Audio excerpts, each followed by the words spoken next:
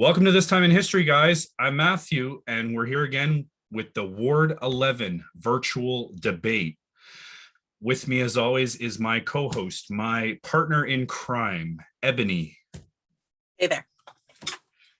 So, for the listeners, this is going to be much like the other debates. Each candidate is going to get a 2-minute introduction to talk about their platform or whatever they like. And then we'll get into the series of questions, a debate for each set, and then the closing statements will be the last thing we do. We'll do this on who showed up first. So we'll start with Adam, then we'll go to Axel, and then Pierre. If anyone else joins in while you guys are talking, they can join at the end, and then we'll go from there. So Adam, you're up. Okay, great. Well, you said 2 minutes, right, Matt? Yeah, but it's flexible, but yeah. Okay. Well, basically, I've lived in Ward 11 for 20 years. I was also born here. I've followed politics and ideas very closely during my 10 years at U of T and in student politics, where I was a 2-term student president. And for a while, I was focused on cultural organizing, building concerts, house concerts, and open mic I was running and so on. And when the news gave Hillary a 98% chance of victory, I had to figure out what was the story with that bug. And I come partly from software development, trying to fix the bugs in society. And when Tory sued Khalil Sebright, that was another bug. And that got me really paying close attention to municipal politics. And then I got arrested at Lamport too, which really committed me to this project of reverse engineering what had gone wrong. And what had gone wrong is ostensibly private security and the police, but they were, the chain of command is that they were instructed by John Burnside, who needs to not be voted for in this election. And they were instructed by Tracy Cook, who needs to be fired. And they were instructed by Chris Murray, who has already stepped down. Gee, I wonder why. And they were under the command of John Tory, essentially, even though he officially doesn't direct police law. We can get into that. That is the rough chain of command. Those are the people who are responsible for the mass violence against citizens in our city. There are 3 candidates in the Socialist Alliance who were arrested on the same day. You can count on us not to give the police a blank check to do whatever they want, which is what we need in the city. We can't have police being overseen by former police, because that just means that police are overseen by no one. You will see we have a lot of radical policies to address the housing crisis itself. We need to address basic needs first and defund the control freaks. We have control freaks in power. We need to fund basic needs. We need to see what we can do in terms of direct cash payments for housing, because we're in the middle of a crisis. We have to stop the bleeding with the evictions crisis by getting something provincially like rent stabilization. We got to work with the province on that. And we need to have a daily meeting kind of like this one about the housing crisis, just like we had about COVID. Chris Glover has one every month. We need to have one every day. And we need to prioritize basic needs, and we're wasting money on being control freaks. I have a lot of specific things to say about climate, arts platform, decriminalizing drugs. The other thing about the housing, though, is we need to double vacancy tax pretty much every month. A lot of venues have gone out of business. People have been evicted from their own homes. These vacancies are very expensive to our culture, and the accurate price is not reflected in what it's costing these business people who, if they do the math, it's not very expensive, just like it's not very expensive for someone to die from exposure. Because what happened at the beginning of all this is that Tory was worried about insurance premiums in tiny shelter fires. That's why he said those shelters aren't safe. They weren't safe for his budget. And it's actually too expensive for people to die. It's too expensive for our culture to be destroyed with arbitrary vacancies. We need to reflect the true prices of things, and that also goes into carbon pricing. But I'll just pause there. Thank you so much, Adam. Axel, go ahead. Hi, my name is Axel Arvizu. Most importantly, I'm a candidate for city councillor for University-Rosedale, Ward 11 in Toronto. I was raised by an immigrant single mother with very limited resources. We experienced just about every single challenge that I can think of. I'm currently the founder and the principal of a custom home building company and a manufacturing firm. I'm a husband to an amazing wife, father to a wonderful kid that just turned 1 today. I have another one in the way. I'm a friend. I love traveling, and I like studying what works around the world. I attended Toronto Metropolitan University, formerly known as Ryerson University. I am a resident of University-Rosedale. I ran a business in this ward for almost 20 years. I'm not here chasing a job because I didn't get elected in the last provincial elections. I've always said I'm not a conservative, I'm not a liberal, and I'm not a politician. I'm a business-oriented person who believes that hard work, communication, determination, we should and we can steer this city back in the right direction. I have the ideas, the experience, and the necessary drive and determination to make Ward 11 a place where we can raise our children and have a better sense of community and safety. In addition, since I was a young person, I've tried to make my community better. I took a break from a more altruistic causes when I started my business, because I needed to dedicate 24 hours a day to get that off the ground. But 3 years ago, my wife and I had plane tickets to move to Calgary because Toronto was just simply so unaffordable. Then the pandemic hit, and thankfully, thankfully and not so thankfully, but the pandemic hit, and our flights were canceled. We decided after all that we were going to stay in Toronto because we love the city, and mostly because our family is here. Now my son Jack is here, and I just want to make the city better for him, and I want him to have opportunities down the road, so he can grow up and he won't so he doesn't have to leave the city, and that's why I'm running. Thank you so much. Pierre, go ahead. Hi there, thanks for having me. My name is Pierre Terrien. I'm a retired authorized nuclear operator. I worked for 30 years in nuclear, and I've come into the city here to bring forth a few bold ideas about how we can solve our problems. It appears to me that Toronto is really suffering. It's there's many problems here, but my main platform issue is a solution to climate change. I think that we can force the polluters to remove 2 tons of CO2 for every ton of CO2 they emit. And the carbon tax is what's going to do this. And so I'm a huge proponent for the carbon tax. I think that solar cells and windmills, they don't really have a future here in Ontario. And so I think that that's a misguided idea to try and venture down that path. I think in order to solve our problems with pedestrian safety here in Toronto, we need to expand our bike lanes, and we need to separate the bike lanes from the pedestrian lanes and from the cars.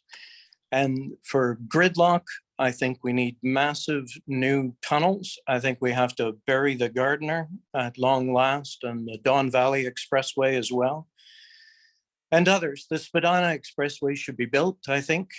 And I have bold visions for these ideas.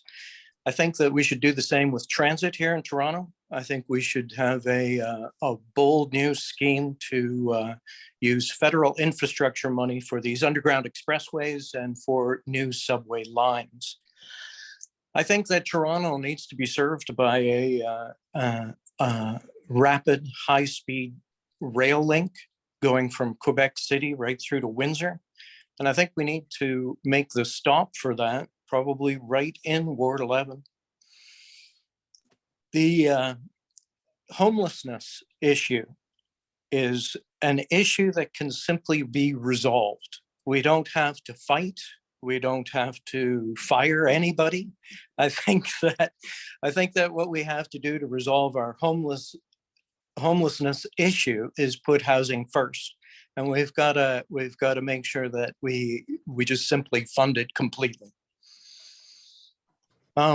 As far as the housing sector goes and the real estate industry, it's pretty clear the pundits, Santo is one of the from Team CESA, and other pundits as well. They're very clear that the valuations on our property are collapsing. And we need to monitor this situation. And as the condo construction industry begins to collapse and they stop building all these new projects for new housing, we need federal infrastructure money to come in here into Toronto and fix that. We need to maintain the proposals for new condos that we're going to erect. We can't have any more of these condos where people are living in 500 square feet.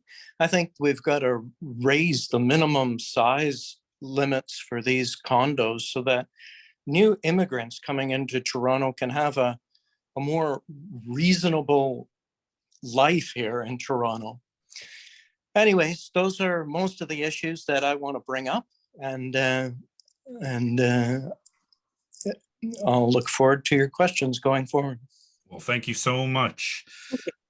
So we're going to start with housing, the housing crisis specifically. I think that's a hot topic right now. Ebony, you can ask your question first, and then I'll go, and then we'll keep the order we just did. So we'll let Adam go first, and then Axel, and then Pierre will close it out, and then we'll start rotating as we go forward. Ebony, go ahead. All right. Well, as we all know, housing seems to be a very proliferant and unique situation in itself. I was wondering if you could all give me your best out-of-the-box approaches on where we might be able to find the space, or make way for affordable housing. It might be unorthodox, but I want to hear your best. Go. And then my question would be, would you support rent freeze and or legalization of rooming houses? You're up, Adam. Okay, how many minutes should I take? Take a couple minutes, whatever you like. Like 5-ish? Okay. Yeah, Sure. I mean, I'm used to open mics where they tell me 5 minutes, 10 minutes, 15 minutes. Okay. We got time. Yeah, go ahead. Okay, listen. Okay, so housing crisis is a crisis. Tautology to start. This is not what everyone accepts. We have to first adopt a crisis mentality, like we did with COVID, actually. And this is why we have to have a daily meeting, like we did with COVID. If it's an emergency, you're going to talk with it every day. Otherwise, it's not, treating it like an emergency. And look, we need really aggressive vacancy taxes. This is one thing people tend to single out about my platform because it's even more aggressive than the Socialist Alliance platform. I mentioned this already, of course. And we may need direct cash subsidies. I mean, Wong Tam already proposed this in the case of just clearing out the shelter hotels. If somebody says that the largest universal housing subsidy that the city can afford is $0, they're incorrect. It's at least $1. And the debate should simply be about how many dollars can we afford in a universal housing subsidy, how many dollars can we afford in a universal rent subsidy. Now, there was a mention about a rent freeze. Now, a rent freeze is a bit too, as like a ceiling effect. You can't do such extreme price controls, like central planning already experimented with this. But what you can do is you can tweak the conservative plan and merge it with the NDP plan. So the NDP plan is to have, Pierre's trying to troll me in the video. What you have with the NDP plan is Jessica Bell's Rent Stabilization Act, which I'm sure he's familiar with. He's having a great time. He's amused with everything I'm saying. Jessica Bell's Rent Stabilization Act removes the perverse incentive to evict people. That perverse incentive exists because prices keep going up for new tenants. And so if they can find any kind of reason or just incentivize you to move just by being a shitty landlord, they make money. They make money by doing nothing positive, nothing constructive. This is even worse than rent evictions. This is why the rent should apply to the location, not the tenant. This would immediately reduce the rate of evictions. Now, the conservative plan involves reducing rent control on new developments. The problem with that is that it incentivizes demolishing old developments because you can make more money with a new development because it'll be not rent controlled. So they have to change that. So yeah, you'll get more money into the city by allowing no rent control on new developments, but at a condition that it's if you're not displacing perfectly functional units, because that also creates an incentive to demolish. And I live by the if it ain't Baroque, don't fix it kind of principle. That allows us to spread out more. Right now, there's those new developments, they will try to put them downtown if they can. We have to reduce density a little bit. We do need to build in at least subtle incentives to start spreading out a little bit more, especially in a place like Ontario. It's not like we're like, like redeveloping Rome or something like that. Like there's so much space around us, there's no reason to have this so weird congestion incentive in the way rent control works. Any rate, so we need that daily meeting. We need vacancy taxes. We need real changes to rent control. We also need mental health treatment facilities. So I guess the one thing I really have to address, and then I'll stop, is housing first, because this keeps coming up. It came up in the city manager's 10th annual address. He said, "Oh, a housing first." Everyone agrees on housing first. And as I always say with that just shows that Chris Murray did not read SHJN's 60-page winter plan when we desperately needed a winter plan. In fact, Tory called the winter plan unwelcome, when in fact their plan was failing.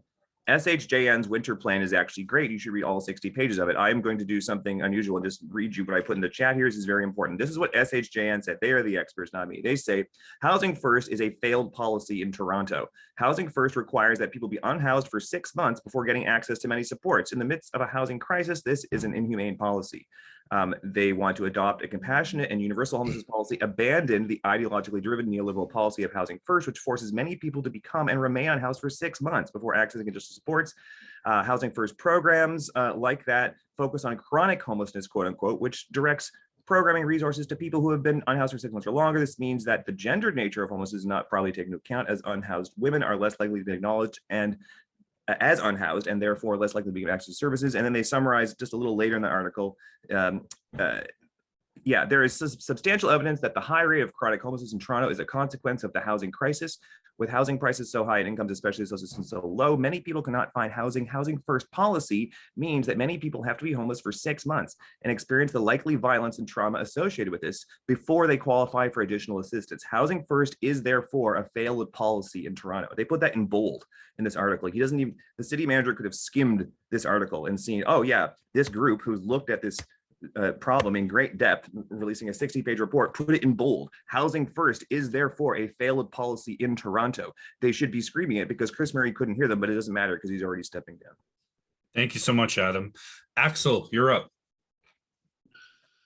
Hi, Ebony, like you mentioned, our generation is facing a housing crisis. I believe we need to build inventory, and this means zoning conversion in some areas of the city. I want to advocate to work with building departments to eliminate red tape and address municipal inefficiencies, which can add up to $100,000 to the cost of a new home. I want to ease basement apartment conversions.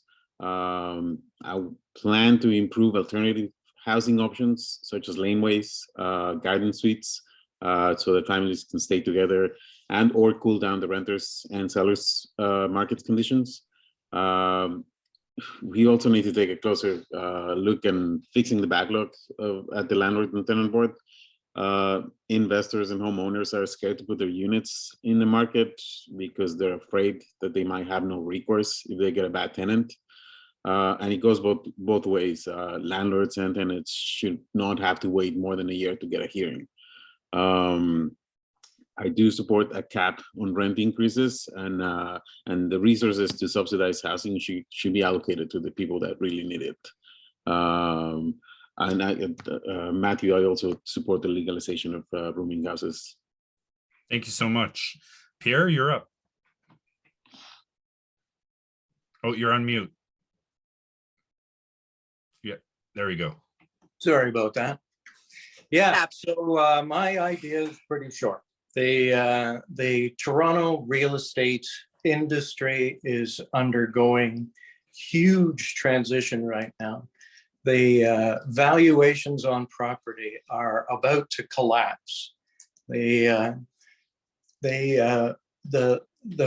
rental market is currently a landlord's market. So the landlords are having an awesome time with renters who are trying to compete for their rentals. But this is going to shortly change. The valuations of real estate will plummet over the next few months. And all of a sudden, all these people talk about taxation for empty rooms. Well, once all of the value comes out of these properties, you're not going to have to solve that problem anymore.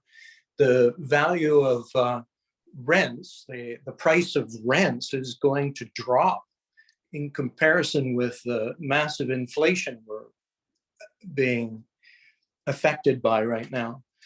So it's going to become a renter's market over the next couple of months, and this is going to alleviate much of the problems that we're seeing with the high price of rentals and the high price of real estates here in Toronto. So the valuation of real estate will fall, and it'll plummet quite a bit, and it will be saved somewhat by our massive immigration policy here in Canada. And I think that that's a good idea, and we need to keep up with that. But with the construction industry already showing signs of collapsing, in the condo industry, they're canceling projects already. So if the next few months come along and these condo builders can't build any more condos, that construction industry is going to collapse, and Toronto's going to be in a lot of trouble then. So I think what we got to do is we've got to have federal infrastructure money. Canada's the strongest economy in the G7 right now, and the infrastructure money is we are well positioned to spend as much infrastructure money as we want to save our condo construction industry. And so I think we should just wait. And I don't think that there's any necessity for rent controls or, well, I would look into this rooming house legalization issue much more closely before I make my mind up on that. As far as homelessness goes, the Housing First and harm reduction strategy have been verified to be true. These policies have been completely carried out in Finland and also in Utah. While the Housing First policy may have not survived here, it may be a failure in some people's minds, but I think that what's going on there is it just wasn't fully funded and adopted. I think that if you want to adopt Housing First, you need a bed for every single homeless person on the street, someplace where they can sleep that's safe. I've talked to the police, and our homeless shelter here in Toronto is dangerous. It's a place where you go to get robbed or beaten up. Why would somebody sleeping on the street want to go there? This is just utter nonsense. This is a complete lack of vision. It seems like I walk around in downtown Toronto or in my own ward 11, and I see the homelessness there, and you can just see the despair in their faces. There's no way to climb out of this homeless disaster in Toronto. Anyways, I'll finish up by saying I think bold action is required to fix that.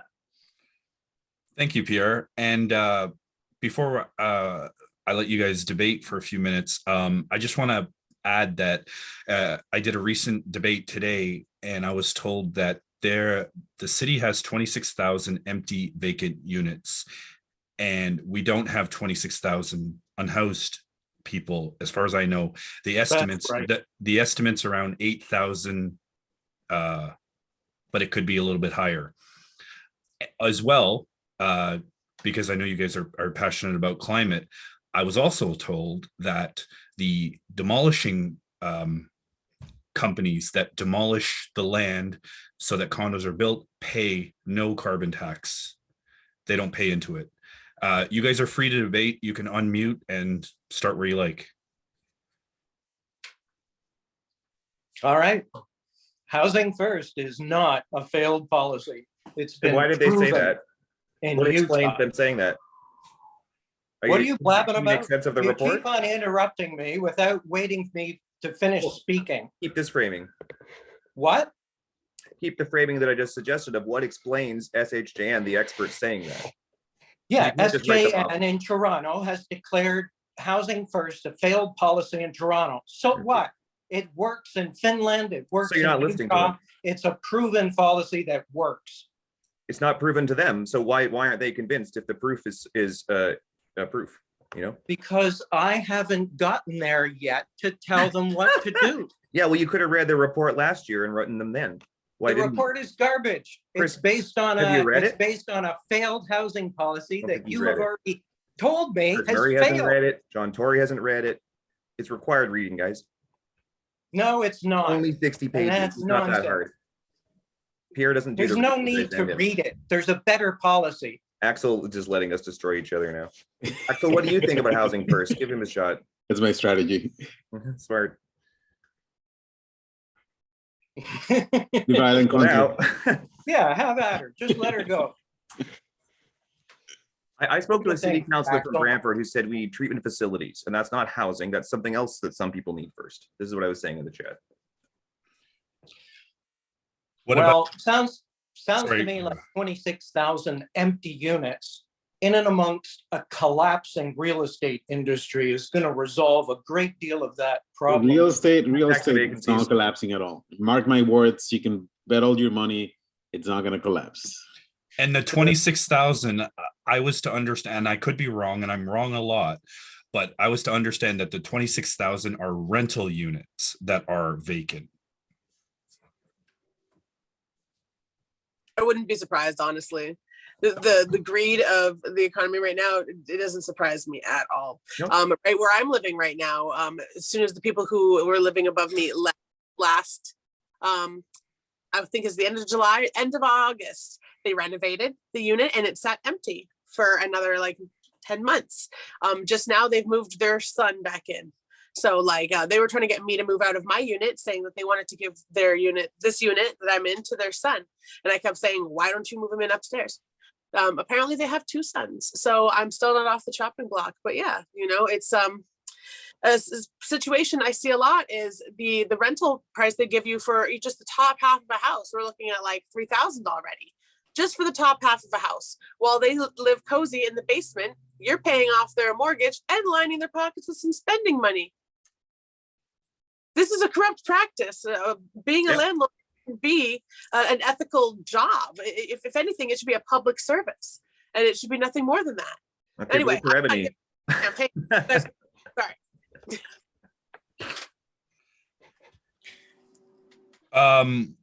Adam, what do you say about the what I said about the demolishing companies that don't pay any carbon penalties, carbon tax for the demolishing that of the whatever the properties in order to build the condos? Well, you know, it's just part and parcel of an even broader unpriced externality, because the cost of the carbon emissions is one unpriced externality, and then the cultural cost of demolishing things that are, say, functioning cultural hubs in the case of venues, for instance, or keeping them vacant. That is a huge cultural cost that the people making the money aren't paying. It's a kind of cultural pollution. I am okay with them not paying carbon tax, because at the end of it, it's gonna be the owner or the occupant that's gonna be paying that carbon tax. So I'm absolutely okay with not paying it. What I'm hear about from a lot of the people that I speak to on the streets that are homeowners is that they are scared of putting their units in the market, because they've had bad experiences where the landlord and tenant board doesn't do their job in a timely fashion, and it takes them a year and a half to get a hearing. Meanwhile, they're put in a situation where they're having to pay the mortgage and they're not being able to collect the rent. I'm not defending them. I'm not taking a side here, but I'm only sharing what I hear and what I can see. And if these landlords or if these owners take their units off the market, it's just going to shrink the supply of available units. Which doesn't help the affordability issues. I think the province has to get their act together and get the landlord and tenant board to do their job. I think they need to put a cap on how many houses a person can own. Honestly, I think it needs to be like I don't think they can put that. I don't think they're allowed to do that. I think that's impossible. What I think they should do is they perhaps should put a different tax bracket on a person that owns more than one house, and I completely support that. Yes, something needs to be done. People come scoop up like 6 houses in a row on a block. And the other part of that too is they could leave some of those buildings to just fall into disrepair, knowing that they're driving the property market down so they can buy more houses. They don't care how derelict. Look, I've seen plots of land sit there vacant for 10 years, just falling into dilapidation until suddenly a fire takes it because some kids are messing around. It's an entire insurance thing. You know? Go ahead, Adam. I just wanted to mention a policy that we are overdue in reviewing. I think we'll review it on Tuesday in the Socialist Alliance that was proposed to us by Yaman Kader Amin. And he said to me, he's a policy guy formerly of the NDP, and he said, we need to have a tax that is increases with each additional property. So this is not, this is like not having a price ceiling. You need curves, just like in audio, you don't want clipping. This would be, you could do the math differently, but the idea is that your second home would be taxed more, your third home would be taxed even more. I like that idea. I'm going to be advocating it to the Socialist Alliance. We may put it in our platform at the next convention. Yeah, that sounds like a good one. All right, guys. So let's move on to the next set of questions. Before we finish there. Sure. Yeah, go ahead. So this is a graph of the housing prices here this is in Vaughan. They're down by $500,000. $500,000 over the last 9 months. It's that's from $2.2 million down to the average price of about $1.5 million. The price of housing in Toronto is collapsing. I just wanted to make that point clear. Thank you. Okay, we're going to move on to crime. Ebony, go ahead, and then I'll ask my question, and then we'll go with Axel, and then Pierre, and then Adam, you can finish us off. Go ahead, Ebony. All right. Well, me personally, I'm not a huge fan of the cops. So I'm wondering if you can all give me your personal opinions on how we can reduce crime in neighborhoods without increasing the police presence. So again, I'm looking for out of the box answers, unorthodox, around, I want to hear outside the box. Give me some interesting concepts. And my question would be, there's a mayoral candidate, and if he wins, he's going to reestablish carding as a tool for the Toronto Police to use. How do you respond to that, and why? Go ahead, Axel. You're on mute. No, Axel, you have to unmute. You're on mute. Can't hear you. My mistake. Sorry. I do believe that the police force is necessary. I am not a fan of the phrase defunding the police, because we surely need some type of authority, so we don't turn into Gotham City. The way I like to put it, though, is I think we have come to over rely on police enforcement. I do agree with that. And common sense tells us that police involvement is not always necessary. And in some instances, it makes things worse. Do we need our police officers taking accident reports or guiding traffic at an intersection or be at a construction site, and on and on. I am pro diminishing the scope of the police responsibilities and shifting some of those responsibilities to better equipped teams of people that meet those needs. And it also means investing more in mental health care and housing community programs. That's my thoughts on the police. And I definitely resounding no to bringing carding back. And what was the other point what was the other question, Matthew? Oh, no, mine was about carding. Yeah. Oh, okay. Okay. That covers it. Thank you so much. Pierre, you're up. And you said no to carding. Those were the two questions. Hi, yes, thanks. So I'm very happy to speak about this issue. As far as the carding issue goes, if anyone brings up the idea of carding in front of me, I can assure you that I will shred this idea completely.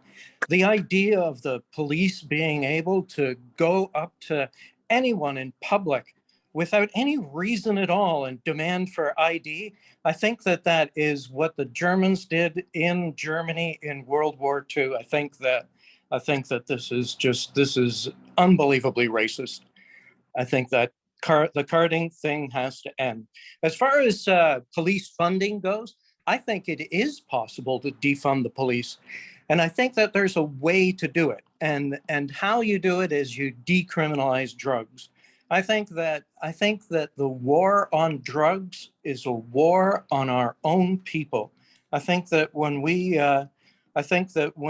send the police out to try and police the issue of drugs, I think that this pits them directly against the criminal drug gangs.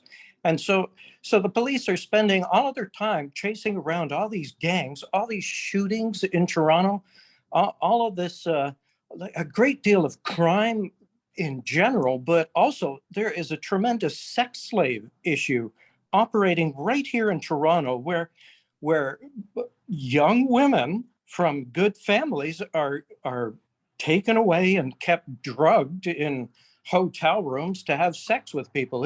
It's an outrageous situation.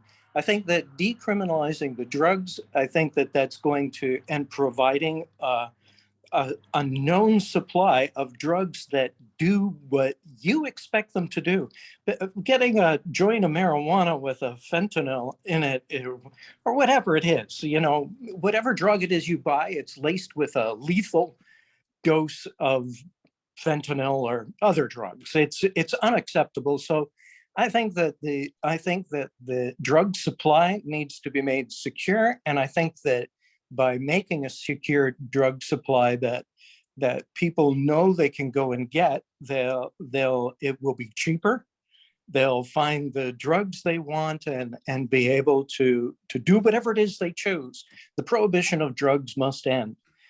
And since this will, and to Alex's point about mental health care, it needs to increase in our society. And I think that, I have dealt personally with the police, and when they come with an assistant who is trained in mental health care, it is a huge difference having just that voice there. And I think that by decriminalizing drugs, we will find ourselves with a kinder, gentler police that are going to be doing a little bit more of the serving rather than protecting. I also have a firm belief that the police, because of this war on drugs, have lost their respect for human life. And I think that a glaring example of that is when Mr. Yadam was shot dead on a streetcar. I think that just demonstrated a complete lack of respect for human life, and I think that has to find its way into the training of new police. Thank you so much. Adam, you're up. Okay, well, it sounds like we agree on a lot of points, the three of us here, which is encouraging. Some people share a more authoritarian mindset in this city. The mayor is one of them. He's an authoritarian.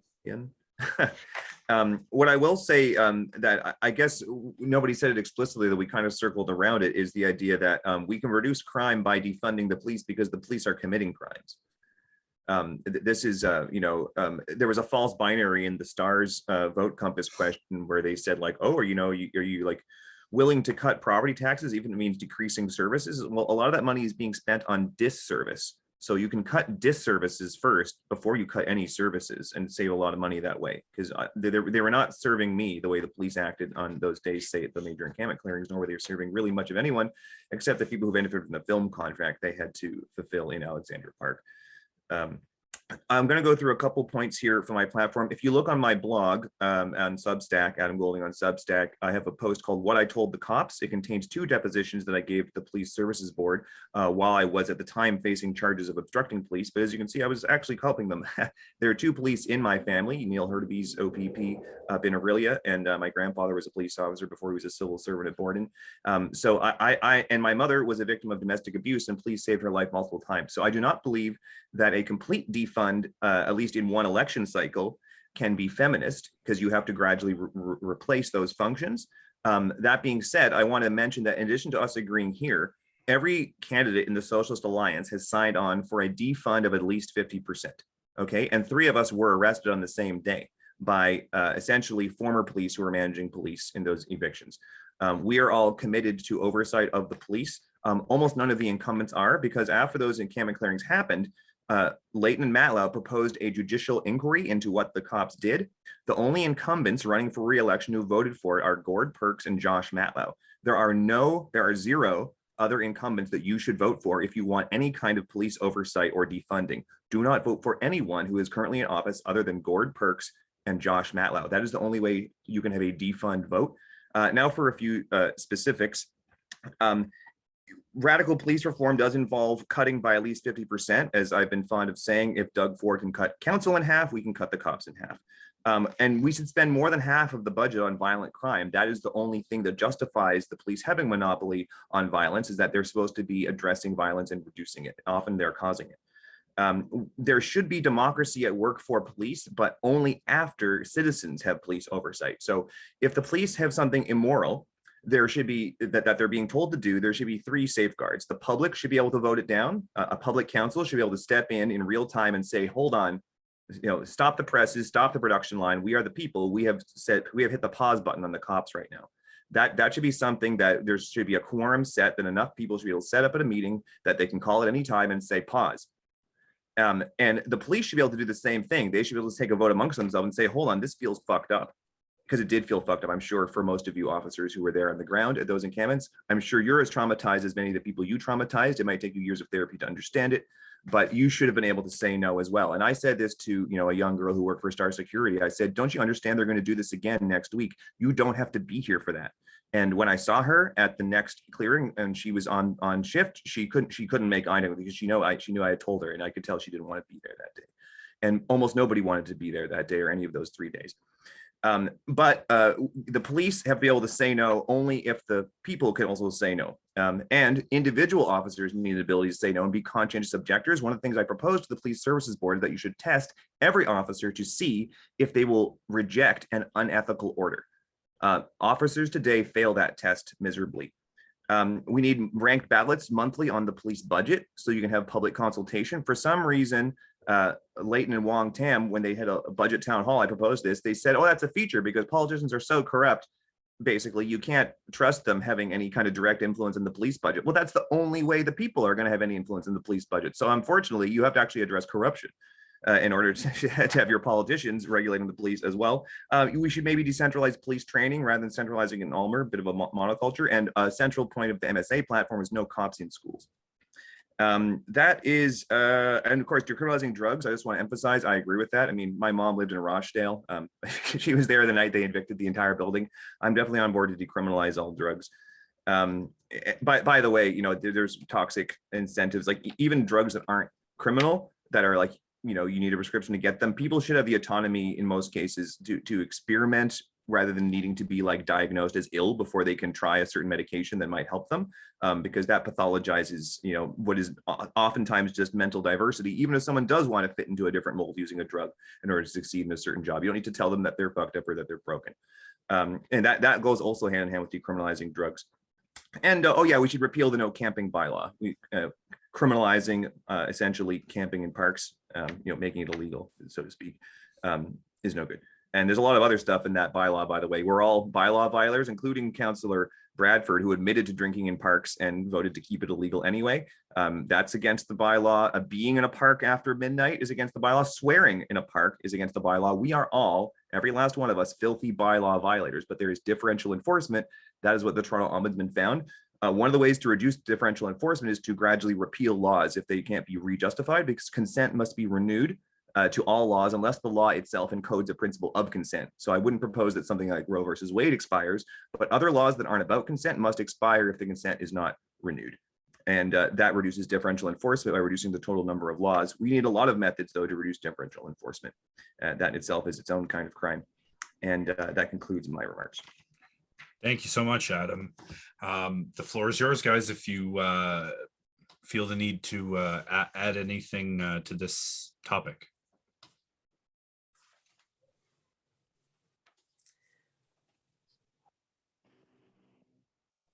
I'm just going to suggest that I did hear somebody mention after school programs. I didn't hear anybody mention, urban design or, the redesigning of neighborhoods. What do you think about that? How would you implement it? Go I ahead, think Adam. that, I Let's think go that, here first. sorry, I think that the pedestrian versus bike safety versus cars issue, I think I'd like to re-emphasize that in order to make our city, our streets just a little more sane, I think that we have to lay what I see going on Bloor Street, for example, is a very good example. There's construction pylons everywhere. The curbs that they put in to separate the bikers, in a lot of cases, they've used up a considerable portion of the bike lane. And anyways, I think that we should put some more permanent curbs in there. And I think that we should close some of the streets that terminate at Bloor Street. And I think we should make those streets more quiet heading away from Bloor Street. We've done that with other streets. Vancouver has done a lot of that. But I think that if we bury our expressways, I think that what that's going to do is it's going to make it so that, you know, for instance, you're driving down Bloor Street and you would just drive down into a tunnel. There would just be an exit off of Bloor Street and you drive down into a tunnel. You'd be immediately on an expressway. So this is gonna reduce all the gridlock and this sense of busyness that you see everywhere. It takes I've had some of the constituents that I've been canvassing, they've been saying that that's a major problem.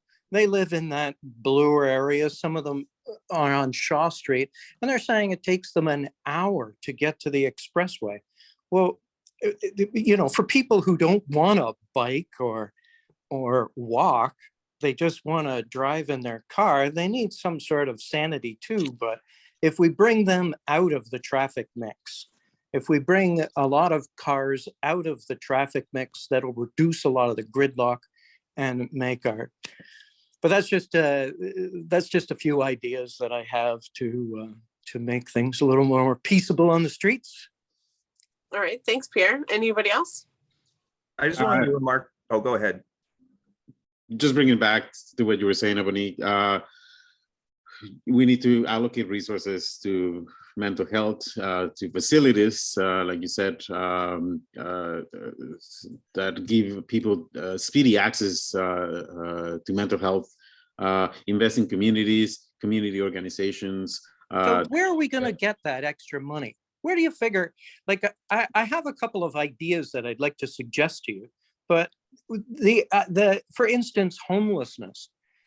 In order to bring an increase to the mental health, that's what you brought up, in order to bring up an increase to our mental health services, how can we fund it? Like, I would suggest that the carbon tax has been demonstrated as a tax on the rich. The poor pay nothing. And so in order to divert resources to mental health care or to homelessness, I vote we just load that carbon tax right up. That's cops. You might have to run for federal elections if that's the case. Yeah. I think that obviously there's some programs that the city can offer. Healthcare falls under the provincial jurisdiction. We definitely have to, keep knocking on those doors to get access to more funding as much as we can. As the city of Toronto is one of the most important cities in Canada. But I think ultimately Toronto should have enough of a budget to allocate some of these resources to communities and organizations to create opportunity for people. That's also going to alleviate crime. Shifting resources to emphasize rehabilitation and mental health instead of programs like safe injections that, in my opinion, may only prolong the homeless or the drug crisis. Thank you. Adam just got his hand raised, so go ahead. So I was going to remark about just one particular thing that I learned because Ebony asked about design and crime rates. But just before I get to that, I just wanted to remark, I mentioned this in the chat, and well, I'll send it to Pierre, but he might not watch it. But I saw an episode of the Majority Report, which made the opposite claim. And so it'd be interesting to see if he disagrees with one of their premises, because what they concluded was that the carbon tax was a tax on the poor.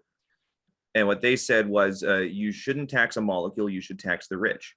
I've been getting into the idea that, like, for instance, like, How can the carbon tax be a tax on the poor? Explain. That the cost is passed on to the poor. Like, for instance, people who have to drive to work, they have no choice. They don't have as much choice about where they work. You know, there's a lot of poor people who commute. The carbon tax is rebated to the poor. That's nonsense. Well, maybe the policy is different in America than this was on the Majority Report. Maybe the rebate addresses that concern. That would be interesting to put to that person.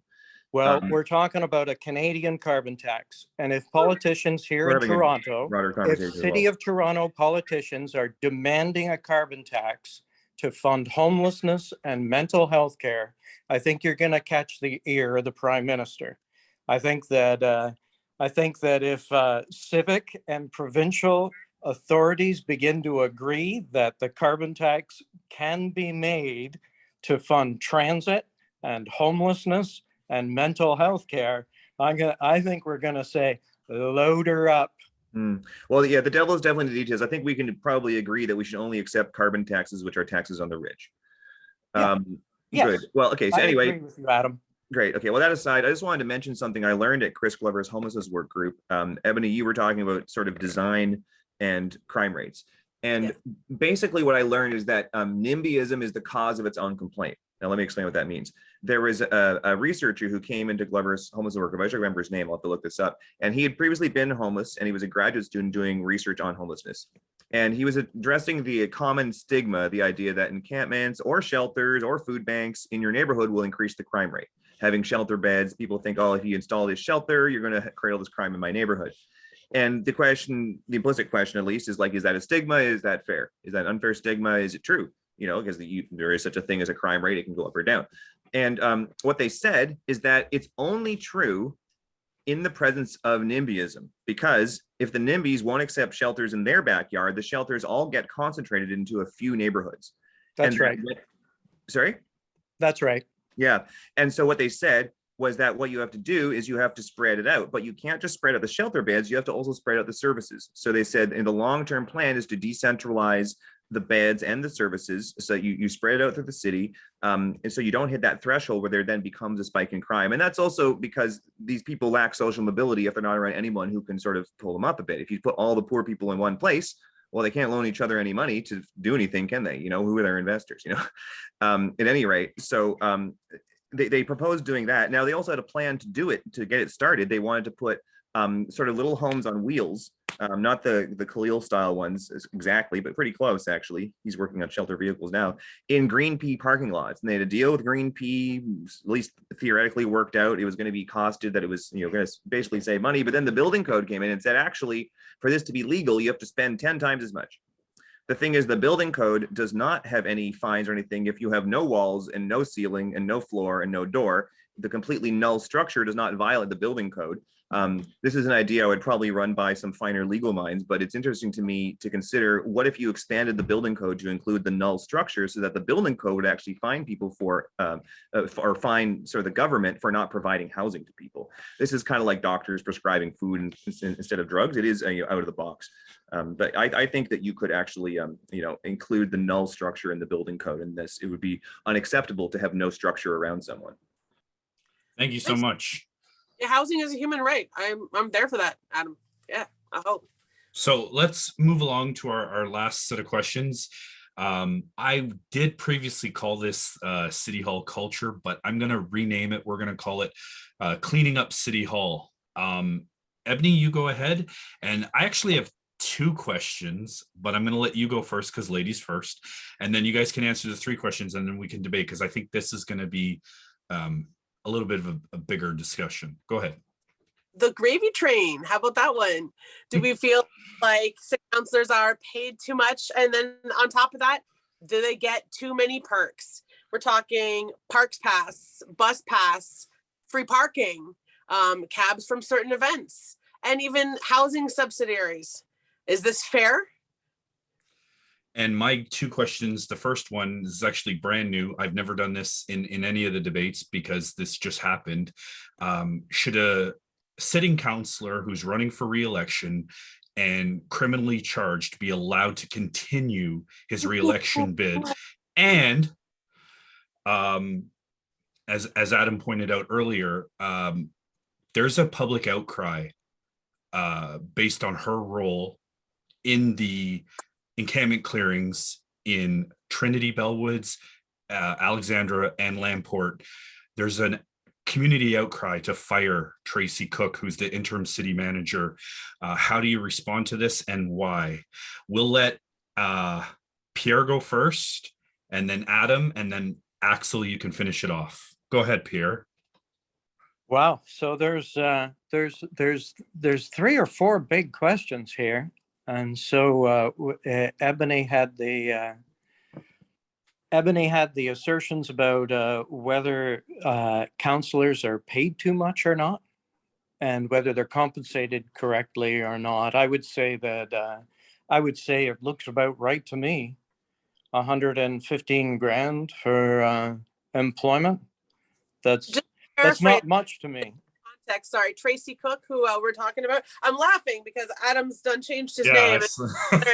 But so Tracy Cook actually received a pay raise of 13% over the past year, and at the last I checked, you can look it on the Sunshine List. Her payment was like $308,000, or $800,000 for her annual salary, and then she received another $14,000 in benefits, and then of course the perks. So that put that in perspective. Not all counselors are paid the same, but that is the high end of it. Is that too much? I exceeded that level during my tenure. I'm on the Sunshine List. You can look at me. This doesn't look like a lot of money. $115,000. I would say that if I was doing that job that I'm doing I would say that I'm working to help. That's what I would say. And so I don't know. You guys want to talk about Tracy Cook, I think. There were 2 other questions. So there were the question about the sitting councillor facing criminal charges being allowed to continue his bid for re-election, and then there was the Tracy Cook thing. So I would say, what are the rules? So what are the rules? So what are the current rules? Before you say what's right, one needs to examine what the rules are. Well, I guess I'm just asking for your opinion. If a person has been charged with sexual misconduct or whatever, if they've been charged with anything, it has not been proven in a court of law what the situation is. We don't know. So trying to judge, like, so the public then would then be allowed to be judge, jury, and executioner without any evidence at all? I say no. I say, what are the rules? Is he allowed to run or isn't he? And if he's allowed to run under the current rules, then I think that should just continue. He should just carry on and finish out his term, finish out his election, and the public will decide. And as far as Tracy Cook is concerned? Or maybe perhaps scandal will be forgotten in time? Well, what do you want to talk about with this Tracy Cook? So she makes a lot of money. I don't really care. No. I don't give a shit if she makes a lot of money. What are her responsibilities? If her responsibilities are commensurate with her pay, then I see no problem at all. So my question was, because of the public outcry for her to get fired, how do you respond to that and why? Well, what's the rationale? What is the reason why you want to? Being behind the encampments being dissolved the way and in the manner that they were. So whether or not you feel like totally responsible is taking the blame. This is a political problem. This is not a problem with a civic employee. This is a political issue. This is a failure of politicians in Toronto to have a vision that's bold enough to solve this problem. And firing Tracy Cook is not going to do anything to get one single person off of the street.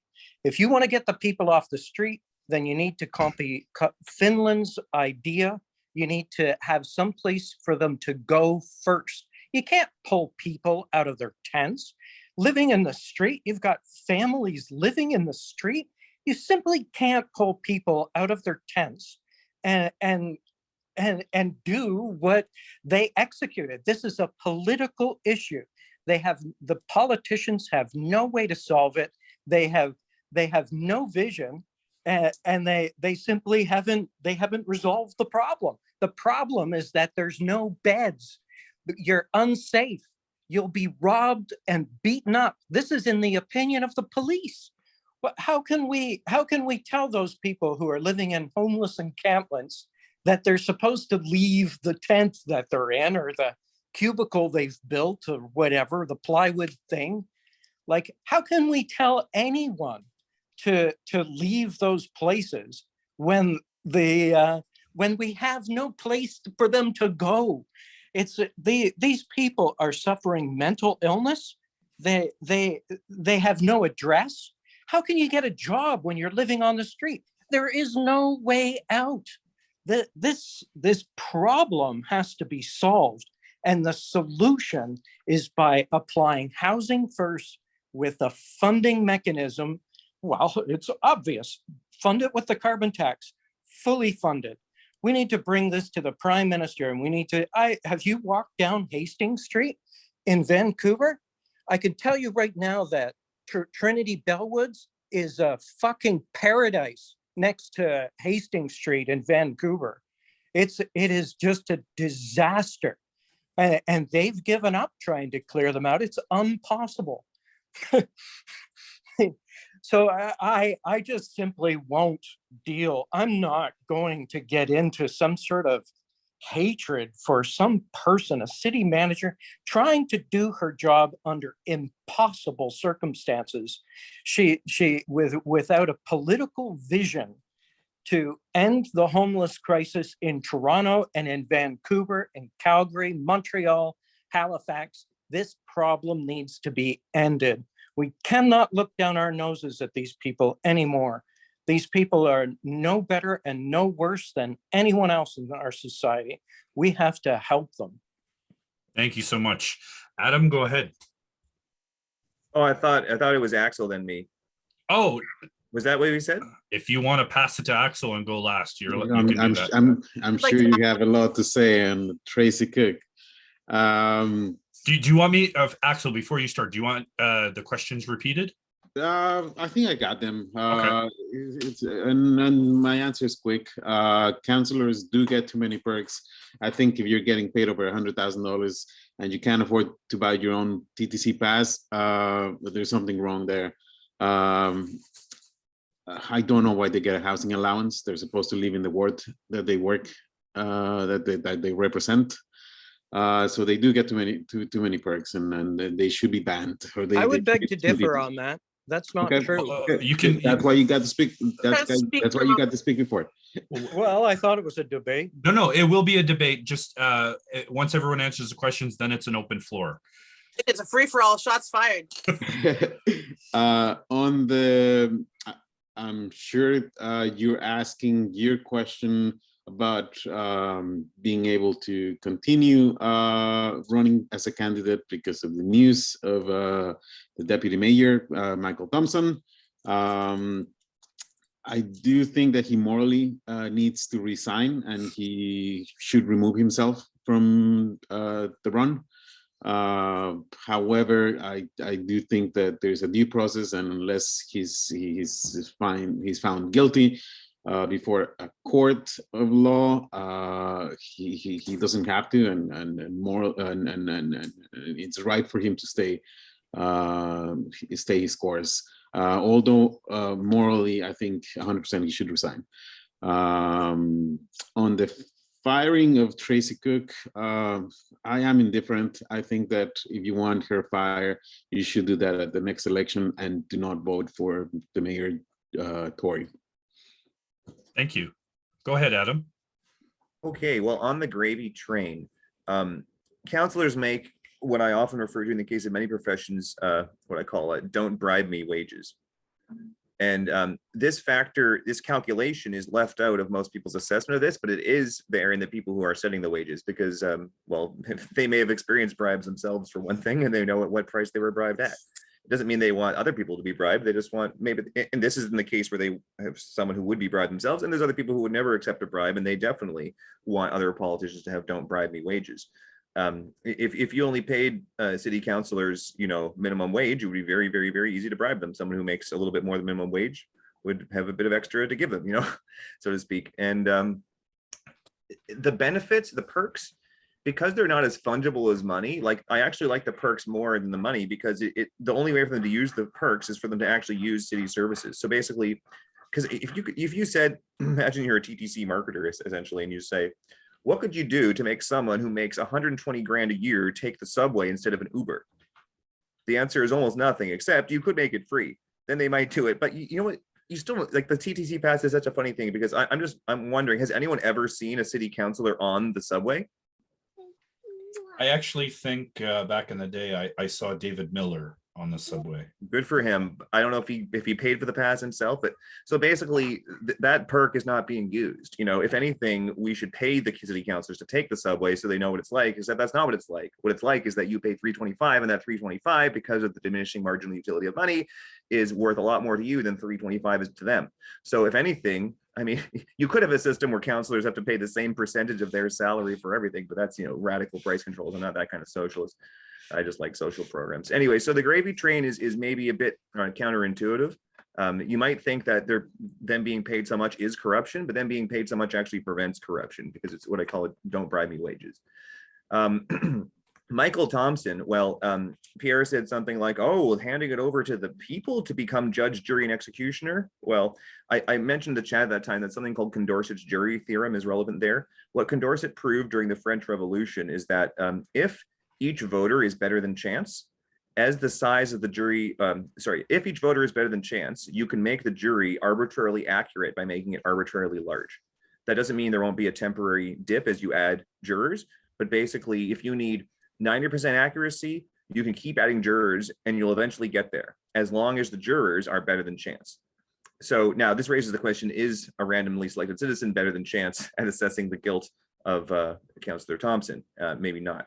But I would point out that that's actually what that question turns on. If you want to throw it to public opinion, and actually because of the way this theorem works, it depends on whether people are on average better than flipping a coin. If a random person is better than a coin at assessing Michael Thompson, then at least in the limit case, as the jury increases, you get more accuracy. This is why you don't have, at very least, you don't have a jury of 2 people in the court. You have a jury of at least more than that. There might be practical limits, but in online and in elections, that's where we have a very large jury. And arguably that's why voter turnout is so important, not just because it's good for the leftists or whatever, but because it's actually good for the truth. And that's what Condorcet's jury theorem proved in the French Revolution, which is, a time when they were all getting more dedicated to democracy over like the tyranny of Marie Antoinette and friends or whatever. Okay, so that's on, that's part of that's one point about Michael Thompson. I mean, it's obviously very concerning. And, I had the job to call around with the dirt on Kevin Vuong when Norm, my opponent now, was running for Susanna Fort York, and I was campaigning for Norm when I worked for the ONDP. Yeah, Axel is laughing. It's really funny, isn't it? I mean, I know. I mean, now Norm did tell me that that wasn't his idea to do that, and I believe him because who would really want people doing that?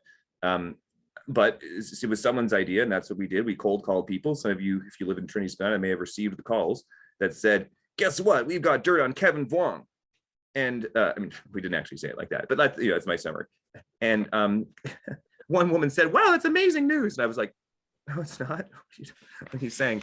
And unfortunately, this is how some people might treat the Michael Thompson news. In the Socialist Alliance, we have someone running against him, Kiri, who's an Acorn activist, and has with Thompson's accusation, it may have changed from me having a better shot than Kiri to Kiri having a better shot than me at winning on October 24th. And that's just the facts, regardless of what you think about what he should do or what happened or anything like that, which is interesting to say the least. And the timing is suspicious. I mentioned to Matt at the beginning that if someone's goal were really to increase safety in the community, they would probably want this to come out as soon as possible. If their goal was to affect the election, you would say, well, maybe they would leave it to the last minute so that there's no time for the trial to happen until the election's already happened. Now, you could say if it's a legitimate thing, then that doesn't mean they don't want it to affect the election. So it's a bit of a false binary. But if it is just sabotage for the sake of sabotage, then the timing is in line with that. So the timing doesn't rule it out being sabotage.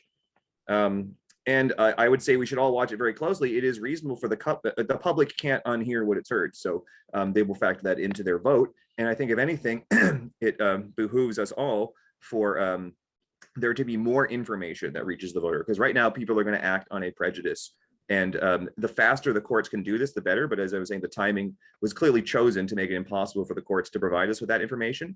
The court of public opinion is often very remiss in actually seeking out conflicting reports. Like a judge has to actually look both parties in the eye and see them in the same room, and the contradiction has to happen in the same room. And the judge doesn't have the luxury of avoiding the cognitive dissonance of not wanting to hear both sides of a story. Everyone has a duty, if they're going to participate in the court of public opinion, to cultivate a taste for dissonance. Musical dissonance is helpful in this, but cognitive dissonance is what we're talking about. And the emancipation of dissonance in music has not caught on very fully. Schoenberg is not that popular yet, nor is the dissonance of different ideas, but dissonance between different ideas of people that you know very popular. People tend to be tribal, and they go into polarized camps of political purity where they want to hear a chord ringing in their tribe, but they don't want to hear a sour note that doesn't fit with that. And logic doesn't tell you how to resolve those dissonances. Neither does counterpoint. It just tells you these are dissonances. They need resolution. Obviously, there is a dissonance between the counselor saying he is innocent and someone else saying he is guilty. That is a very dissonant thing to experience. And most people would prefer to hear a consonant chord. They want to hear one side of it. And that is not what our duty is. Our duty is to sit with that dissonance. And as a collective, we have to do that. The newspapers have to talk about it. People have to talk about it. Anyone who knows anything needs to talk. If they can only talk privately, the conversation needs to happen. The truth needs to come out, whatever that is. And unfortunately, we don't really have enough time for all the truth to come out. Okay, so that brings us to Tracy Cook. There is a petition online called Fire Tracy Cook. It is on change.org. I encourage you all to sign it. I'm going to just read you a few quotes from that petition. This is what Pastor Doug said of Sanctuary. He said on Twitter originally, he said, Toronto Deputy City Manager took responsibility for this entire issue, meaning the encampment clearings and the mass violence, at the last council meeting. Is there any good reason at all that council should not ask for her resignation immediately for misleading them and taking steps to skirt clear rules? So those are some of the accusations in addition to like the nitty-gritty of what happened. Now, here's a quote from Matt Elliott, whose blog, a City Hall Watcher, you should all, it's also required reading, guys, City Hall Watcher and the SHJN report. He's quoting Cook at first in this tweet. He says, quote, anything related to enforcement is not subject to council or councillors, unquote, says Cook, saying people upset with encampment evictions should spare councillors and, quote unquote, point their ire, unquote, at her. So this is what she said, she herself. Now, you might say that she was paid to take the fall or whatever. I would like to see the evidence. No one else is saying that they're responsible. I mean, John Burnside's running for re-election like he did a good thing. So that's a real, I don't know. I don't know what to make of that. I don't know how he thinks that. And I just want to read you what you can also read on my blog called What I Said About Tracy, subtitled Fire Tracy Cook. This is from a conversation I had with Philip Mills in our chat room that we started on Facebook about Toronto politics. So I had said, everyone please sign. Candidates, if you don't know why we're firing Tracy Cook, ask me for more information. And Isabella gave a thumbs up, but Philip said, actually, if you have some more information, I could use it. I've heard of Tracy Cook, and I know she has something to do with the encampment sweeps last year, which that in itself should be disqualifying, but I don't know what her role was. Actually, I guess clarification of her role wouldn't make it any less culpable. And this is what I said. I said, Burnside was under Cook, was under Murray, was under Tory.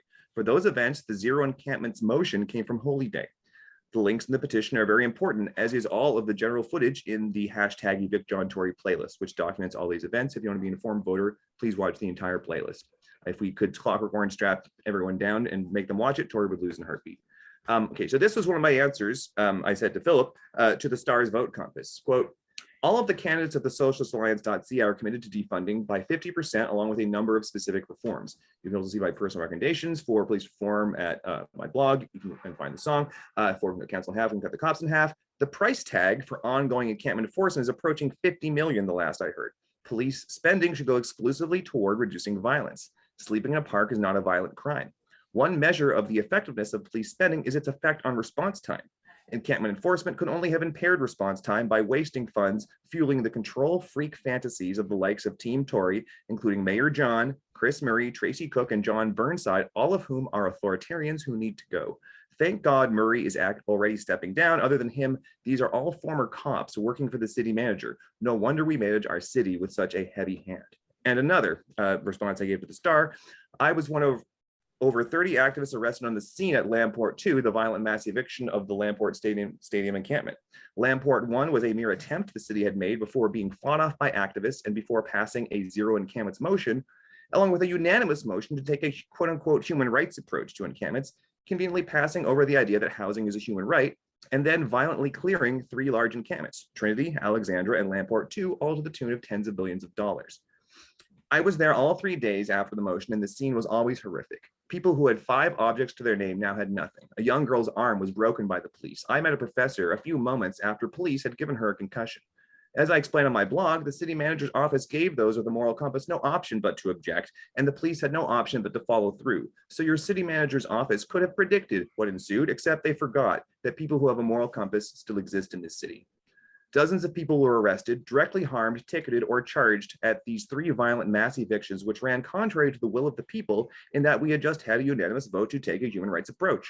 The indirect harm falls on tens of thousands of Torontonians, and it was enacted by none other than John Tory, Chris Murray stepping down, Tracy Cook needs to be fired, John Burnside, don't vote for him, and Stephen Holyday, vote him out, zero encampments was his motion. The psychic harm goes further, and this city will be healing for a century. If you want to know what really happened that day, look up the hashtag Evict John Tory playlist on YouTube and send me any videos I might be missing from this archive of events. The truth is what you should base your vote on. Watch all of it. All right, Adam, let's bring everybody in. Anyone who wants to debate, let's this is why we're here. Go ahead. Firing Tracy Cook will do nothing to solve the homeless crisis. Firing Tracy Cook is an utter waste of time.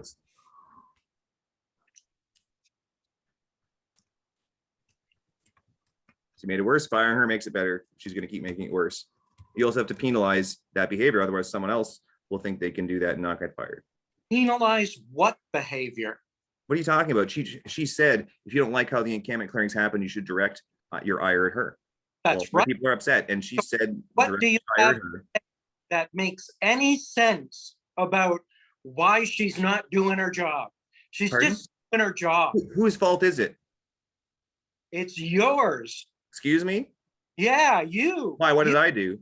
All you're doing is whining like a big baby. No, I wasn't whining before the clearings. Get your temporal priority straight, Pierre. This is basic logic. No, it's not. There's no logic to what causes precede effects, don't they? What? Is this part of the physics you learned to work at OPG? Try your metaphysics out. Causes precede effects. I didn't cause the encampment clearings. This is my reaction to them. Get your facts straight. To provide any vision about how the homeless crisis might be. We just went through all this. You're going back to our first topic. We're talking about Tracy Cook, not how to solve homelessness. Stay on topic.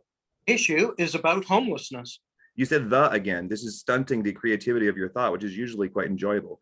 There is more than one issue. I've told you this 5 times on Twitter. I've sent you articles about the theory of descriptions of Bertrand Russell. You need to read it. You need to expand your education out of an engineer's education. It's not. This is why they didn't teach engineers what they needed in the Soviet Union to understand politics. You have no idea what I'm talking about. No idea. I have every idea about what I just said. No. Well, that's easy to say. I'm sorry. I can't talk to you anymore. I know you can't. I'm pretty clear. Firing Tracy Cook is a waste of time. It was a waste of time. You're an idiot to chase that down. This is I know my IQ. Waste of time, and it is not in the public interest. I think you should. Made things worse. If removing a problem is part of a solution. Things worse is providing some sort of vision to solve the homeless. Her vision. She doesn't have a vision. You don't have a vision. But once again, we went through this at the beginning, and you haven't even read the plan. So they have a vision that you're not listening to. For benefit. And they're on the ground. You're not. You have zero vision about Can't your count. idea is Your to, arithmetic is wrong. Why should I listen to this dribble? I don't want to listen to this dribble neither. No, then you shouldn't have shown up here. We could have had a more productive conversation at this point. Is it makes no sense. You have What no doesn't? I can explain it to you if you're having difficulty. not one shred of reason to support your assertion. Once again, you can't count very well. This is it. Is there a one shred, or how many shreds of reason does someone generally have? How do you count the shreds? I mean, you say the when there are many things. You say the issue. This is your attempt to pivot back to what you want to talk about because it's where you feel more comfortable. But you have to understand that these are what are called wicked problems. You can't reduce things to this kind of linear way of thinking. Kyle, this is just another infantile expression of stupidity. Well, I know you're old, but I'm not an infant. I'm turning 40 this year. Whatever. I think we've told each Whatever. other. That's what a teenager would say, Pierre.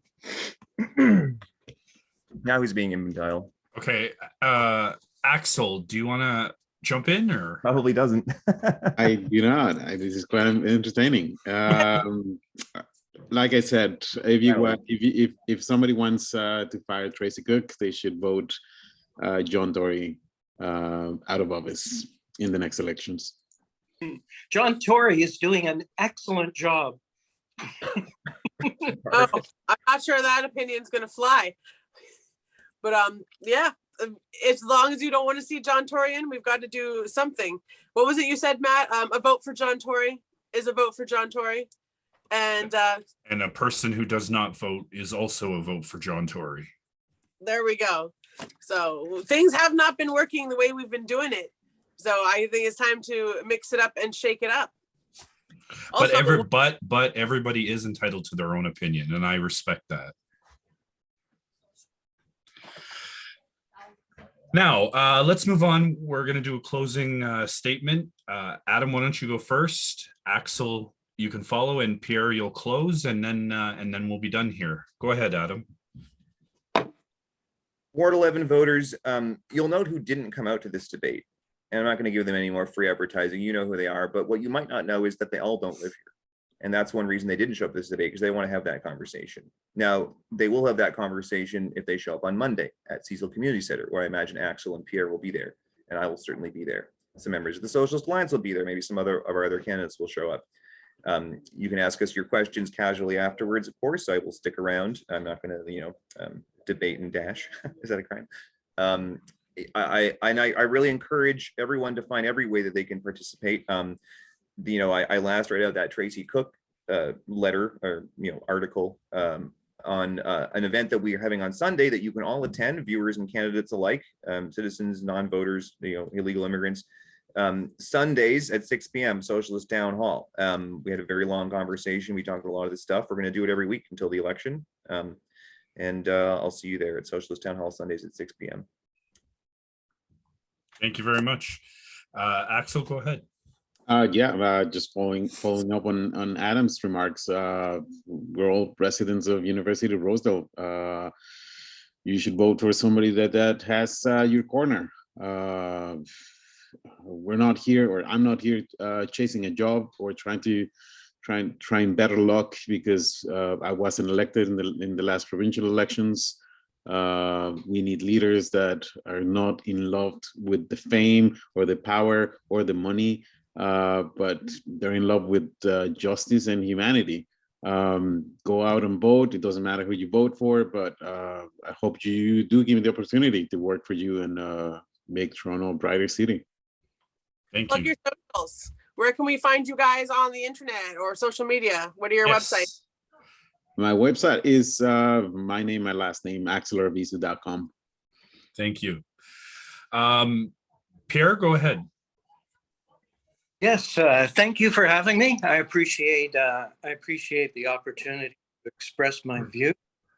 My main platform idea is my solution for climate change, which I'm obviously trying to push through to the provincial and the federal levels, by inflaming the idea in the public eye. The idea that we can control climate change is my main platform, and a vote for me is a vote to control climate change. That's all I have to say. Thank you so much. And to my listeners, I just want to say, voting day is October 24th. The early voting is the 7th to the 14th. And I truly believe the only way to affect change is to be part of it. Everyone should vote. Like Axel said, it doesn't matter who you vote for. Everyone should vote, especially the young people. Yeah. Well, if you don't vote, you don't get to whine later. That's not how this works. Shut up with the whining and the tweeting. I'm one of those young people who's not so young anymore. I'm suddenly 33 and a Karen. And like I was, helping with Acorn protesting most of my late 20s. But you'd be surprised until like you get shut out into the world and suddenly can't afford anything and mommy doesn't pay your bills. Kids don't care. Youth don't care. And they don't think it directly affects them. But I'm here to tell you that it does. You don't have to have children to care about daycare. You don't have to have work 2 jobs to pay your rent to care about minimum wage. It's going to come down to everybody.